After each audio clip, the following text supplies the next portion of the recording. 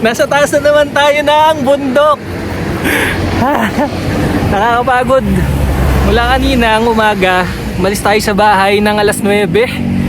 Tapos ngayon, alas 12 na ng tanghali. Nagpahinga muna tayo para uminom ng tubig, kumain saglit. Kasi nandito tayo sa taas ng bundok ngayon.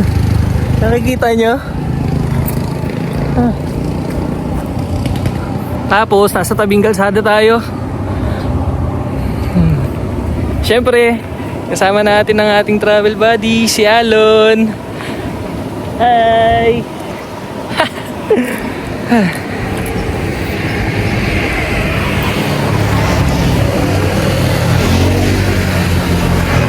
Ngayong araw na to, October 20, napagdesisyonan ko na naman kaninang umaga na umalis kasi ito yung huling araw ng pahinga ko. Kinabukasan kasi bukas may pasok na ulit ako sa trabaho. At ngayong araw na to, sineselebrate ko rin ang aking kaarawan. Ang saya. First time ko tong ginawa na nag-celebrate ako ng gantong birthday ko. Tapos nag-rides ako. Sarap sa pakiramdam. Malayang malaya ako. Ang tawag dito, freedom. Kaya ngayon, ituloy pa natin to kasi meron pa tayong pupuntahan talaga. Diretso pa natin to dun. Let's go! Boom, boom!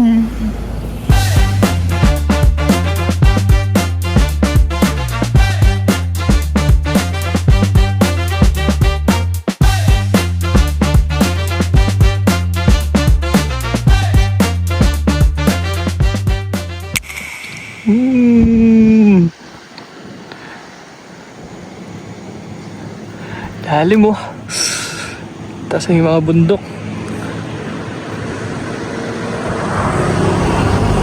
Tapos nakikita nyo yun. Tingnan natin kung kaya natin i-zoom. Yun. Shemay, may ilog doon, no? Sarap.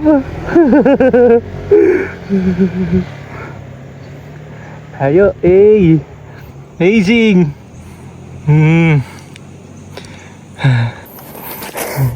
Wala na, hindi na talaga nakapunta ng matino doon sa pupuntahan.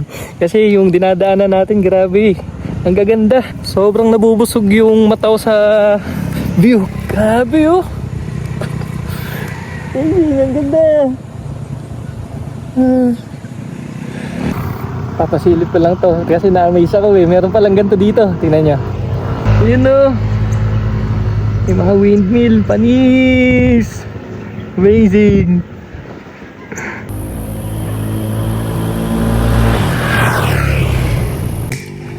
Yun, konti na lang. Makakapunta na tayo doon sa may pupuntahan natin. Huminto lang muna ako saglit para ipakita ko sa inyo kung nasan na kami ni Alon. Here you go. Dito na kami sa Tanay Rizal. Madaliday-dilay. Madilay-dilay pala. Madilay-dilay. Tapos, na-amaze ako kasi tingnan nyo, papakita ko sa inyo yung sa may katabing kalsada. Sa tawid. Hey! Oh, panis! Daming mga manok na inaalagaan doon sa area na yun, oh. Tapos ang hangin. Kahit mainit, okay lang. Ang sarap.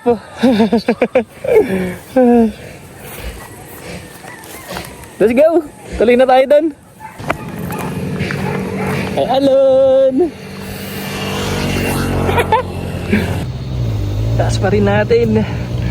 Papakita ko sa inyo kung nasan tayo. Grabe, ang ganda! Hi!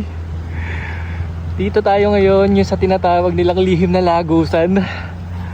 Ganda, grabe! Tingnan sila, oh. Mga nagpipicture pa. Nakakatuwa. Ang ganda. Tara, sulitin natin tong view na to saglit bago tayo dumiretso. Ay, tapos na tayo mag-picture dito. Tapos na natin i-appreciate yung kalikasan. Diretso na lang tayo doon. Hanap tayo kung saan tayo pwedeng magstay. Kasi itong ride ko na to, itong ride natin na to, spontaneous lang na naman. Wala kasi tayong specific na pupuntahan kung saan tayo magpapa-accommodate, kung saan tayo mag-i-stay after ng rides natin, kung saan tayo magpapahinga.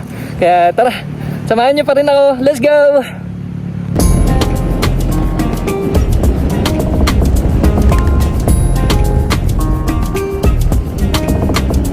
May falls. Nakakakinggan. Nakaka-relax. Tabing kalsada lang to.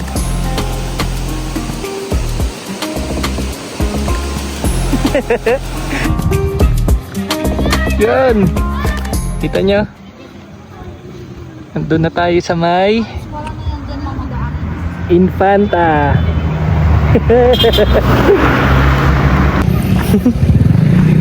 Mula kasi dun sa may lihim na lagusan, pag diniretso kasi yun, dito tayo mapupunta. So talagang dinire-diretso ko lang siya. Tapos ngayon, since dito naman na tayo, hanap tayo kung saan tayo pwedeng magstay, magpahinga ng kahit ilang oras. Come on!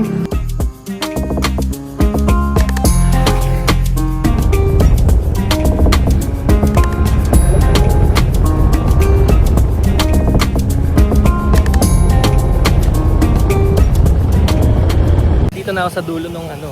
Hindi ko alam kung anong lugar to eh. Ang daming falls dito. Tapos ito yung isa sa pinaka na-amaze ako kasi konti lang yung tao. Tapos ilan lang yung naka-check-in. Tapos tingnan nyo naman. Okay, ayun yung falls. Tapos sa rekta, ginawa nilang swimming pool. So dito ako napag-desisyon ng maligo. Tapos syempre may mga aso na naman. Ayun o. Cutie. Pero nung nakuha ko dito ang accommodation, parang nung nakuha ko dun sa saan ba yun? Sa Aurora, sa Dinajawan. Ganito rin yung sure ng kubo. Pa-square. Tapos meron lang isa sa gitna. Hindi ko lang pala natanong kung merong saksakan. Kasi yun yung kailangan ko para sa mga gadgets later. Ayun, meron. Very nice. Hindi tayo mahihirapan dito. Tapos ngayon, pahinga lang saglit. Tapos bihis na tayo.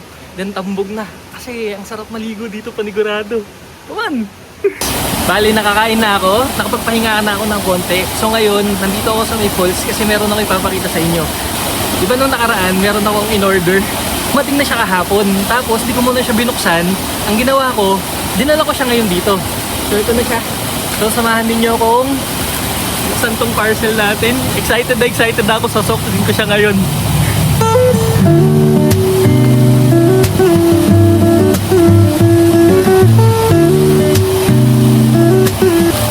Ito na siya! Meron na akong masid! Tapos, unang suot ko sa kanya, ipampapaligo ko siya dito sa may falls. So, flex muna natin bago ko suotin. Hey! Masid! Baliktad. Masid! All good in the hood! Legit yan! Hindi tayo bibili ng peke. So, ito na siya!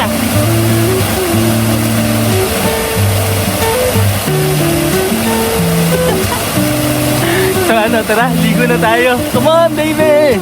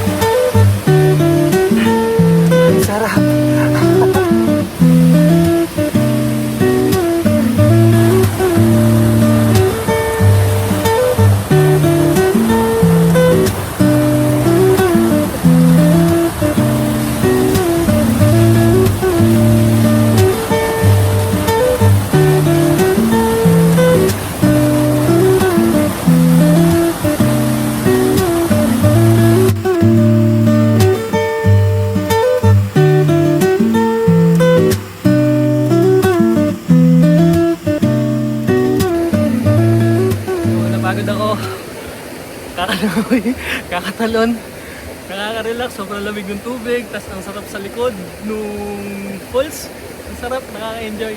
Tapos isa pa sa pinaka nakaka-enjoy dito is, kanina may mga naka-check-in pa, pero ngayon, tulad na naman doon sa may Dinajawan, naiwan na naman ako mag-isa. Kasi paalis na yung mga naka-check-in dito kanina, papakita ko sa inyo.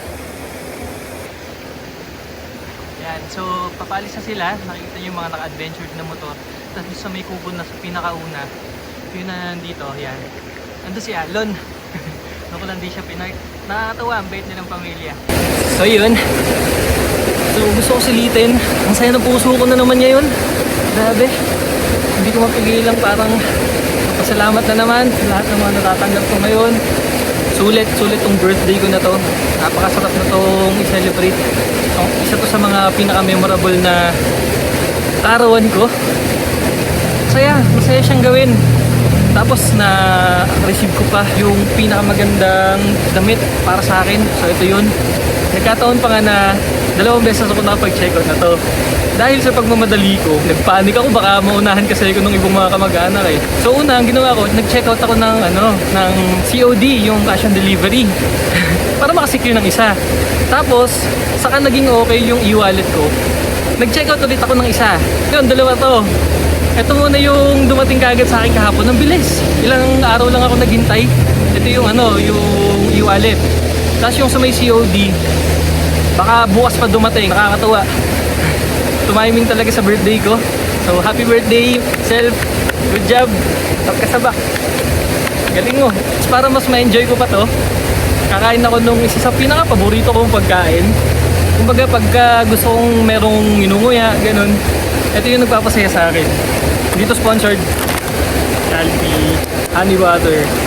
Mas more on kasi ko mga sweet na pagkain. Mas na-appreciate ko yung kaysa sa mga salty. So, kainin natin to. Saka meron akong baong tubig. Tapos yung lalagyan na to. Ito yung pambansang tumbler ng mga barista. Alam nyo na to. So tara, samahan nyo akong kumain.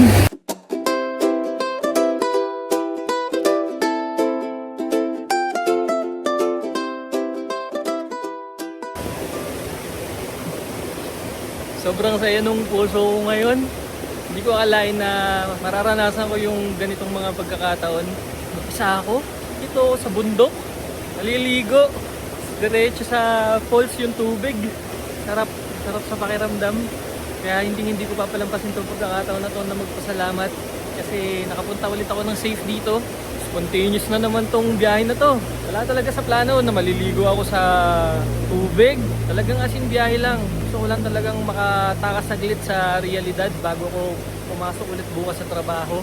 Sobrang galak ng puso ko kasi nakapunta ako dito ng walang nagiging problema si Alon. Nakikisama na naman yung panahon. Yung mga pagkakataon parang, alam mo yun, kalkulado lahat.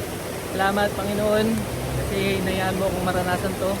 Hindi ko po ito makakalimutan. Yung mga ginagawa ko ngayon sobrang layo sa kung sino ko dati. Ang gusto ko lang kasi dati matik kung meron man akong gagawin, kung meron man akong pupuntahan, kung aalis man ako, basta kung meron man akong gagawin na kung anumang bagay, ang gusto ko planado lahat bago ako umalis ng bahay. Kumbaga nakalatag na lahat ng mga dapat kong gagawin. Walang masama doon. Kasi ibig sabihin nun, gusto mo maging okay ang lahat eh. Masaya siya. Pero iba yung sayang nabibigay na to. Iba yung sayang dulot pagka ganitong di mo alam kung ano yung gagawin mo. Aalis ka, sige babiyahe, kung meron ka mang gagawin sa kung saan man. Tapos kung ano man yung maabutan mo dun, yun na lang agad. Walang plano, na konkreto. Pero dapat laging merong backup para kung ano man yung mangyari, ready ka, di ba? Kung saan ka mapadpad, dapat handa ka. Ayun yung mga biglang pupasok sa isipan ko ngayon na okay yung ganito, yung planado, pero okay din yung ganito, yung wala sa plano mo, yung mga dapat mong gawin. Pero masaya ka. Yun yung importante dito eh. Naging masaya ako. Ang sarap nung ganito. Kaya nanamnamin ko bawat oras, bawat minuto na nandito ako kasi mga susunod na araw, giging busy na naman. Hindi natin alam kung magkakaroon pa ba tayo ulit ng mga pagkakataon tulad ng ganito. Kaya sinusulit ko to.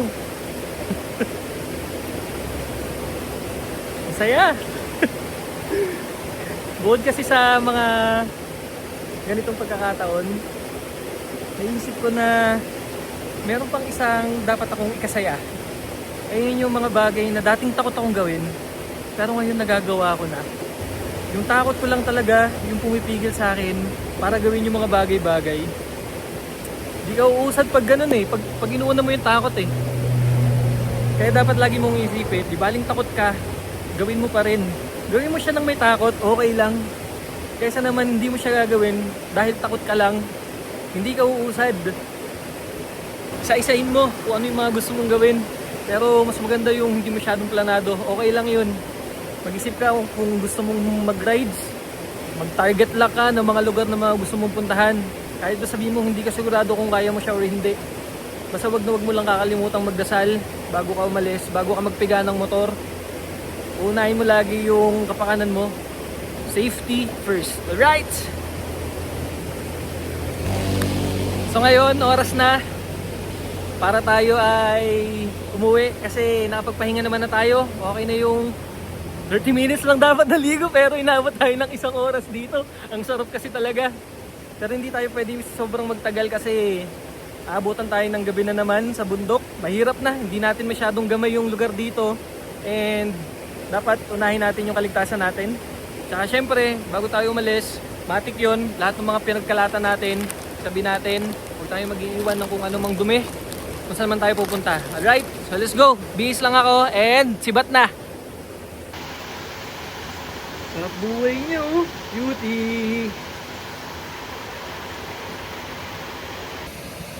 Nakapagbihis na ako. Okay na lahat ng mga gamit ko doon sa kubo. Naayos ko na siya. Nakapagligpit na rin ako ng mga kalat natin. Nakapagbayad na rin ako dito sila ate. Yun, so nagbayad ako. Tapos kaya ako nandito sa Milabas. Gusto ko ipakita sa inyo kung bakit ako nakapagdesisyon na dito maligo. Kasi tabing kalsada lang siya. At yung kalsada, ito si Alon, tapos may tindahan. Tapos tingnan nyo siya, diba? Kita mo agad, ang ganda. Ayun yung falls.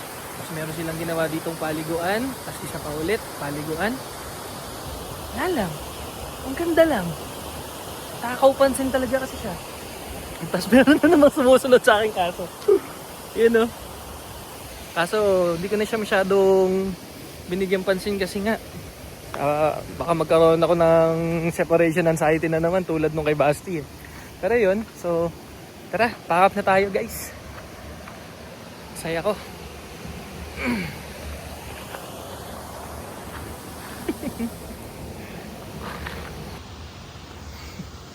Nagbabadya na yung masamang panahon. So kailangan na natin magmadali. All goods na tayo. Paalam lang tayo dito sa may magandang resort na to. Paalam. Paalam KM12 Resort. Nag-enjoy ako sa iyo. Salamat kasi ang ganda ng naging celebration ng birthday ko. Hindi ko ito makakalimutan. Happy birthday, Self! Happy birthday! Bye-bye guys! Sa susunod na video na lang ulit. Biglang desisyon na nauwi sa simpleng selebrasyon sa Infanta Quezon. Kalikasan, kalayaang magkaroon ng mga bagong karanasan. Kasayahan sa daan. Ito ngayon ang aking mga kayamanan na ultimo sa lapi ay hindi matutumbasan. Magtiwala ka lang na may nakalaan para sa'yo ang ating Diyos na makapangyarihan. Maikli lang ang buhay. Piliin mo kung saan ka magiging masaya. Namnamin ang mga sandaling ipinagkaloob sa atin ng Diyos Ama. Palagi mo lang tatandaan, kalmadong pagpiga para sa biyaheng payapa. Learn to be just me. Gotta learn to smile and be happy. Gotta know when it's meant to be and when it's not. I gotta learn to let you go. You know you can't choose who you fall for. Gotta know if it's meant to be, and I know now.